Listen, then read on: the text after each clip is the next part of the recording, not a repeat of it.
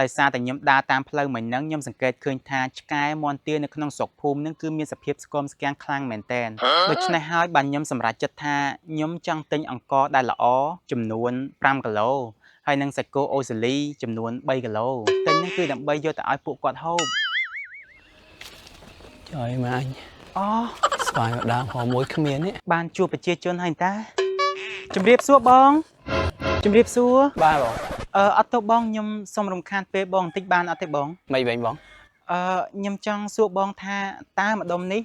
មានជាម៉ាតជា shopping mall ឬក៏ជាផ្សារទំនើបអត់ទេបង នៅនេះមានម៉ាតមាន shopping ពីណាបងនៅក្នុងភូមិមានតែកន្លែងលក់ចាប់រួយធម្មតាណា កន្លែងចាប់ហ៊ីងកន្លែងចាប់ហ៊ីងជាកន្លែងអ្វីទៅបង ហេបងចាប់ហ៊ីស្អីគេចាប់រួយ ចាប់ហួយ បាទកន្លែងគេលក់ប៊ីចេងបើស្ករគ្រឿងទេបន្លែត្រីសាច់អីហ្នឹង អញ្ចឹងបានន័យថាមកដល់ឆ្នាំ2025ទៅហើយប្រជាជនរបស់យើងនៅតែមានប្រកបមុខរបរបែបនេះទៀតទេ បាទបងហើយក្នុងភូមិតាមជនបទចឹងឲ្យគាត់ទៅរកអីមានលក់អញ្ចឹងហើយបងឯងសួរចម្លែកបងឯងទៅមិននៅហ្នឹងមែន ផ្លេចណែនាំខ្លួនឲ្យបងស្គាល់ខ្ញុំមកពីភ្នំពេញដំបូងឡើយគោលបំណងផងខ្ញុំហ្នឹងគឺខ្ញុំពិភាក្សាជាមួយនឹងឧត្តមភរិយារបស់ខ្ញុំថាមកនេះគឺគ្រោងនឹងទិញដីធ្វើផ្ទះលំហែចំនួន 2-3 ហិកតាប៉ុន្តែដោយសារតែឃើញនៅសក្តានុពលលក្ខខណ្ឌនៃការរស់នៅរបស់ប្រជាជនទេសភាពបូកជាមួយនឹងបរិស្ថានមើលទៅមានភាពសុខដុមរមនាដូច្នេះហើយខ្ញុំក៏ពិភាក្សាជាមួយនឹងឧត្តមភរិយារបស់ខ្ញុំសម្រាប់ទិញដីមួយចំហៀងភូមិដើម្បីស្នាក់នៅតែម្ដងបង អូយលេងទិញម្ដងមកជាហៀងភូមិអញ្ចឹងបង និយាយរួមទៅខ្ញុំហើយនឹងឧត្តមភរិយារបស់ខ្ញុំគឺជាមនុស្សដែលមានទស្សនវិស័យវែងឆ្ងាយអញ្ចឹងហើយពួកខ្ញុំចូលចិត្តធ្វើអ្វីដែលលះហ៎បង បាទអូហើយចុះបងឯងថារកតូបចាប់រួយរកទិញអីបងឯងចង់ធ្វើសារទៅនៅមែន អត់ទេបងខ្ញុំគ្រាន់តែចង់បញ្ជាទិញអង្ករដែលល្អជាងគេបំផុតនឹងចំនួន5គីឡូហើយនឹងសាច់គោអាចជាសាច់គោអូស្ត្រាលី3គីឡូហ្នឹងប៉ុន្តែខ្ញុំវាអត់ដឹងទិញនៅកន្លែងណាមែនអញ្ចឹងហើយបើខ្ញុំមកសួរបងហ្នឹង អូយបងសំជាទិញទៅបងឯងនឹងភូមិនេះមានលក់សាច់គោអូស្ត្រាលីអីណាអីបងបងឯងមានតែសាច់គោធម្មតាហ្នឹងហើយបើបងឯងទៅស៊ូរកជាទិញនិយាយចលាយដូចបងឯងហ្នឹងអ្នកភូមិកោដាក់ទឹកលើហើយបើទិញយកទៅហូបមែន អត់ទេបងដោយសារតែខ្ញុំដើរតាមផ្លូវមួយហ្នឹងខ្ញុំសង្កេតឃើញថាឆ្កែមាន់ទានៅក្នុងស្រុកភូមិហ្នឹងគឺមានសភាពស្គមស្គាំងខ្លាំងមែនទែនដូច្នេះហើយបានខ្ញុំសម្រេចចិត្តថាខ្ញុំចង់ទិញអង្ករដែលល្អចំនួន5គីឡូហើយនឹងសាច់គោអូស្ត្រាលីចំនួន3គីឡូទិញហ្នឹងគឺដើម្បីយកទៅឲ្យពួកគាត់ហូប ណាគេហូប ឆ្កែមាន់ទា ងាប់ហើយបងជាមួយសัตว์សិតតែភាសាសិតតែគាត់ហើយបងឯងរកសាច់គោអូស្ត្រាលីស្អីសัตว์វាដឹងអីវាបងឯងបោះតែសាច់ធម្មតាក៏វាស៊ីដែរបងហើយនៅសិតតែភាសាសិតអីសុំបែខ្ញុំនៅផ្ទះខឹងប្អូនខ្ញុំម្ដងនិយាយសិតជ្រះហ៎ អូបាញ់និយាយថាម៉េចវិញណា តែខឹងជ្រះហើយខ្ញុំមានតែភាសាសិតតែហូបស្អីទេ អូយដោយសារតែពាក្យបែបនេះខ្ញុំអត់ដែរនិយាយវាក្រូតក្រៀតហើយវាចង់និយាយថាធ្វើខ្ញុំស្លុតហ្មងខ្ញុំយល់ថាភាសាមនុស្សយើងចង់និយាយជាមួយសត្វយើងចង់ធ្វើមិនក៏បានប៉ុន្តែសម្រាប់ខ្ញុំជាមនុស្សដែលមានឧត្តមគតិមានការគិតវែងឆ្ងាយមានការសិក្សាជ្រៅជ្រះមានសតិសម្បជញ្ញៈខ្ញុំអត់អាចចេះតែនិយាយទៅពីទៅពីដោយបងឯងបានទេហើយមួយទៀតនៅពេលដែលយើងធ្វើបុណ្យនៅពេលដែលយើងបោះចំណីទៅឲ្យសត្វបើទោះបីជានោះគឺជាសត្វក៏ដោយប៉ុន្តែយើងត្រូវតែសម្រាងថារបស់នោះគឺជារបស់ដែលល្អបំផុតយើងអាចចេះតែធ្វើទៅពីទៅពីតាមតែចិត្តយើងចង់បានទេបង អូយបងភាពសពរបស់បងឯងហ្នឹងមើលដាច់កតុយភ្នែកហ្មងណា និយាយរួមទៅអ្នកដែលគេជួបខ្ញុំមកបងមិនថាជួបលើកទី1ក៏ដោយជួបលើកទី2ក៏ដោយក៏គេនិយាយដូចបងឯងអញ្ចឹងដែរឥឡូវរវល់តែនិយាយជាមួយបងឯងអូខ្ញុំដើរដល់ជំហានកំណត់ផងខ្ញុំហីបង អូយ ដោយសារតែក្នុងមួយថ្ងៃគឺខ្ញុំកំណត់ជំហានដើរតែ1000ជំហានទេណាបងឥឡូវលើសដល់2ជំហានបាត់ហើយនេះ អូយលេងភាកច្រើនអ្នកមានដូចបងឯងដើរសិតកំណត់ចំហៀន បងធ្វើមនុស្សត្រូវមានគោលដៅយើងត្រូវកំណត់ជំហានគោលដៅរបស់យើងឲ្យបានច្បាស់លាស់បើសិនជាយើងអត់កំណត់ជំហានក្នុងការដើរទេយើងនឹងវង្វេងហើយទី2យើងមិនអាចទៅដល់គោលដៅដូចឥឡូវអញ្ចឹងគោលដៅរបស់ខ្ញុំគឺចង់រកអង្គជាមួយនឹងសាច់គោអញ្ចឹងចាត់ទុកថាខ្ញុំពឹងពាក់បងទៅចោះដោយសារខ្ញុំមិនអាចបន្តជំហានទៅមុខទៀតបានទេអញ្ចឹងខ្ញុំចង់សួរថាតើនៅក្នុងផ្ទះបងមានជាអង្គដែលល្អហើយនឹងសាច់គោដែលល្អអត់ទេ បើព្រមអង្គវាមានបងតែបើបងឯងរកអាសាច់ស្អីអូស្ត្រាលីសាច់ល្អសាច់អីគ្មានមកប៉ុណ្ណាមានតែសាច់ធម្មតាទិញក្នុងភូមិយើងនេះ បើមើលតាមត្រីមុខផាន់បងក៏ខ្ញុំអាចកាត់យល់ដែរថាបងប្រកាសជាមិនអាចមានរបស់ល្អទេឥឡូវខ្ញុំសុំចេះហ្មងទៅ សុំពឹងពាក់បងក្នុងនាមជាបងប្រុសខ្ញុំអាចសុំចែកទិញអង្គហើយនឹងសាច់គោនឹងបានអត់ទេ បានតើបងមានអី ហ្នឹងហើយឥឡូវបងជួយរៀបចំខ្ចប់ជា package ឲ្យខ្ញុំបន្តិចមែនណាបង ស្អីគេ package ជាកញ្ចប់ ហើយបើមិននិយាយកញ្ចប់ បងភាសាផងខ្ញុំអត់ទាន់ល្អនៅឡើយទេ ឥ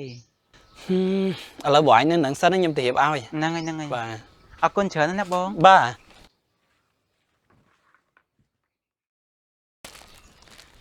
នេះបងអីត្រីសាញ់កយបងឯងរហនៅក្នុងនឹងទាំងអស់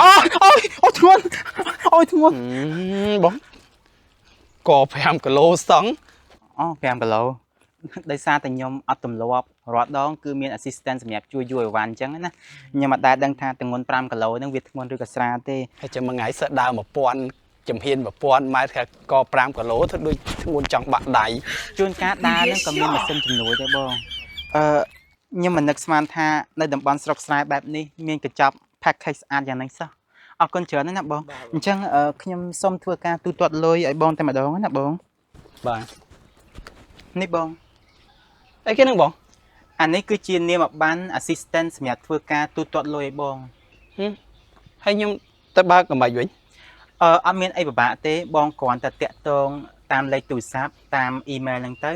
គាត់នឹងធ្វើការ arrange meeting date សម្រាប់ធ្វើការ deposit ទូទាត់និង return នៅអ្វីដែលខ្ញុំបានទិញពីបងនិងជំពាក់បងគឺទូទាត់នៅក្នុងទាំងអស់ ស្អីគេ arrange ស្អីគេ depot អីនេះ បានន័យថាអញ្ចេះបងជំនួយការផាន់ខ្ញុំគាត់នឹងធ្វើការណាត់បងហើយបញ្ជាក់ថ្ងៃដែលត្រូវជួបជាមួយបងហើយនឹងពិភាក្សាទូទាត់ជាមួយនឹងអ្វីដែលខ្ញុំបានទិញពីបងគាត់នឹងរៀបចំនីតិវិធីនៅក្នុងការទូទាត់ជាលុយជាសាច់ប្រាក់ជាសាច់ជូនទៅបងនេះអង្គចំនួន5គីឡូនិងសាច់ចំនួន2 3គីឡូផាន់បងហ្នឹងណា អូយបងឲ្យអង្គទៅប្រហែលគីឡូបងញ៉ៃញ៉ៃបើបងឲ្យលុយឲ្យហើយលើទៅ បងអាចសង្កេតមើលតាមរយៈរូបរាងខាងក្រៅរបស់ខ្ញុំរូបរាងខាងក្រៅរបស់ខ្ញុំគឺបង្ហាញថាខ្ញុំគឺជាចង្កោមមនុស្សនៅក្នុងភាពមានបានជាមនុស្សអ្នកមានអញ្ចឹងបានន័យថាខ្ញុំអត់ដាក់លុយជាប់ខ្លួនទេបើសិនជាខ្ញុំដាក់លុយជាប់ខ្លួនក៏មាន assistant ផងខ្ញុំជំនួយការក្នុងការកាន់លុយហើយបើសិនជាកាន់លុយក៏លុយនោះទៀតសោតក៏មិនមែនជាប្រភេទលុយរាយដែរគឺជាប្រភេទលុយដុំអញ្ចឹងបើសិនជាខ្ញុំកាន់លុយយកមកឲ្យបងក៏បងអត់មានលុយអាប់ឲ្យខ្ញុំដែរ ចុះឥឡូវចេះទៅបងឯងបាញ់ QR ក៏បានដែរខ្ញុំមាន QR តា ការបាញ់ទូទាត់តាម QR code វាលុះត្រាតែ account បងហើយនិង account ខ្ញុំជាប្រភេទ account ដូចគ្នាប៉ុន្តែដោយសារតែ account ផងខ្ញុំជាប្រភេទ account business បានន័យថាក្នុងមួយ transaction ឬក៏ one transaction វាមានតម្លៃចាប់ពី 10000 1000 100,000ឡើងទៅបានខ្ញុំអាចធ្វើការទូទាត់លុយជូនបងបានបងយល់ទេ ហើយបងហើយចុះឥឡូវ assistant បងឯងនៅណា assistant ផងខ្ញុំគឺនៅស្រុកក្រៅ ហើយគ្នាសោកក្រៅដល់ខ្ញុំជិះយន្តហោះទៅយកតម្លៃអង្គ3 4គីឡូហ្នឹង អត់ទេបងកុំឲ្យបងពិបាកមានសម្ពាធបងគ្រាន់តែតាក់ទងគាត់ទៅគាត់នឹងអារែងថ្ងៃហើយបងកុំពិបាក ហើយគាត់មកវិញកាលចុះបង ខ្ញុំអត់ដឹងដែរហ្នឹងបើគាត់នៅកំពង់ holiday នៅស្រុកក្រៅហ្នឹង អើយ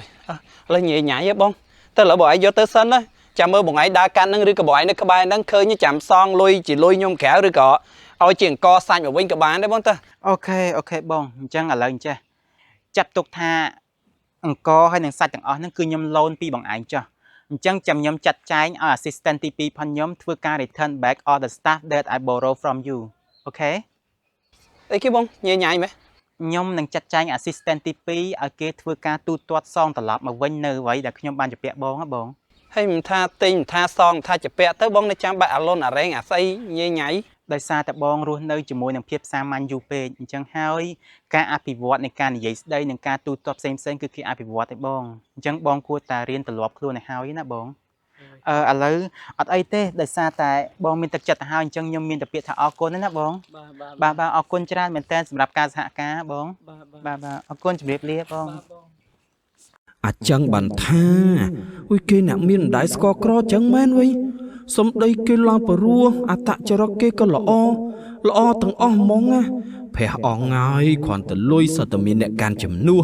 អត់ហ៊ានដាក់ជាប់ខ្លួនទេតែសារបុណ្យបារមីគេហ្មងណាអ៊ុយឲ្យចាំមើលតា assistant ទី2គេមកទូទាត់ដល់អញហើយគេនឹកឃើញថាអញធ្លាប់ជួយថកែគេអញ្ចឹងតិចគេឲ្យឡានអញមួយអីទៅអ៊ុយអញដឹងទៅខុបទៅកាយអញ